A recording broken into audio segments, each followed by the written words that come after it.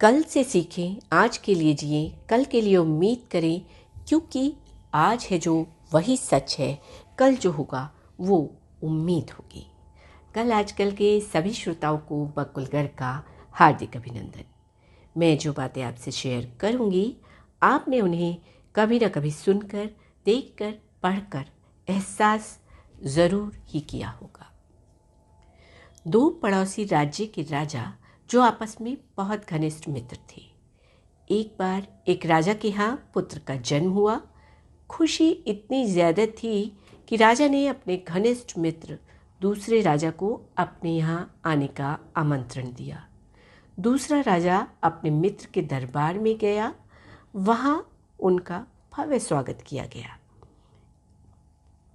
राजा ने अपने पुत्र होने की खुशी में मित्र राजा को एक उपहार दिया। यह उपहार बड़ा खास था। उपहार के रूप में मित्र राजा को बाज के 2 बच्चे दिए। बाज के बच्चों को देखकर राजा बहुत खुश हुआ। बच्चे छोटे थे, लेकिन उनकी नस्ल बहुत बढ़िया थी। राजा को अपने मित्र द्वारा दिया उपहार बहुत अच्छा लगा।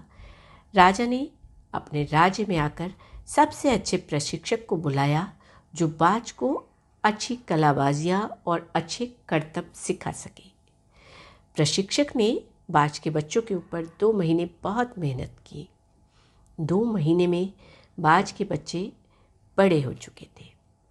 एक दिन राजा ने सोचा, क्यों ना आज प्रशिक्षक के पास जाकर देखा जाए कि बाज के बच्चे कैसे हैं, उन्हें क्या सिखाया है। राजा प्रशिक्षक के पास गया तो देखा, एक बाज तो आसमान में अच्छी उड़ान भर रहा है, अच्छी कलाबाजियाँ दिखा रहा है, लेकिन दूसरा बाज थोड़ा उड़ने के बाद एक पेड़ की शाखा पर आकर बैठ जाता। बाज को फिर उड़ाया जाता, वह थोड़ी देर के लिए उड़ता और फिर से नीचे आकर बैठ जाता। राजा को बड़ा अजीब लगा। राजा ने कहा, कैसे भी करके इस दूसरे बाज को भी उस बाज की तरह उड़ना सिखाया जाए, जो बहुत ऊपर उड़ान भरते हुए कलाबाजियाँ दिखाता है। प्रशिक्षक को कुछ समझ नहीं आ रहा था। प्रशिक्षक का एक मित्र था जो किसान था। उसने अपने मित्र से अपनी समस्या बताई कि 2 बाज हैं, जिनमें एक तो काफ़ी अच्छी उड़ान भरता है, लेकिन दूसरा कुछ देर उड़ने के बाद पेड़ की शाखा पर आकर बैठ जाता है।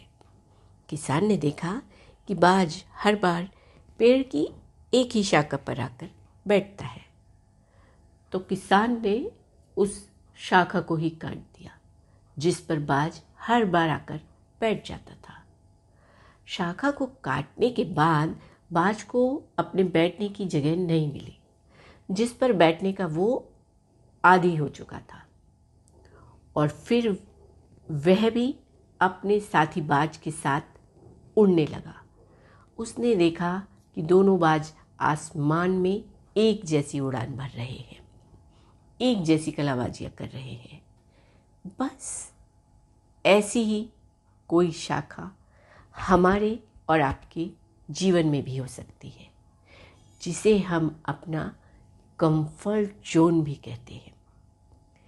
देखा जाए तो यह हमारे लिए नुकसानदायक साबित होता है। हम इसमें रहते हुए कुछ अलग करने के बारे में सोच नहीं पाते, जिससे हमारा कंफर्ट जोन ही हमें सफल होने से रोकता है। आपके पास आराम करने के लिए जितने भी संसाधन होंगे, आप कुछ अलग करने के बारे में उतना ही कम सोचेंगे। इसलिए ध्यान रखें कि कुछ पाने के लिए कुछ खोना भी पड़ता है। कामयाब होने के लिए अपनी मेहनत पर विश्वास करना होता है। एक छोटा सा प्रयास है कुछ बातों को आपके साथ साझा करने का।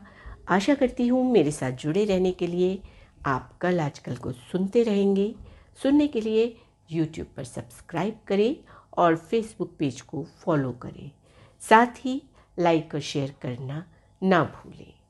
मेरी आवाज़ ही मेरी पहचान है।